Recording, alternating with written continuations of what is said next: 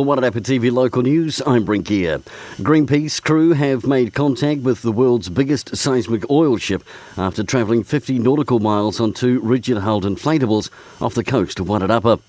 The crews, consisting of members from Greenpeace and local iwi, located the 125-metre seismic ship Amazon Warrior, searching for oil on behalf of oil giant Statoil and Chevron. From on board one of the inflatables, Greenpeace campaigner Kate Simcock radioed the master of the Amazon Warrior to deliver an open letter of protest signed by over 60,000 New Zealanders.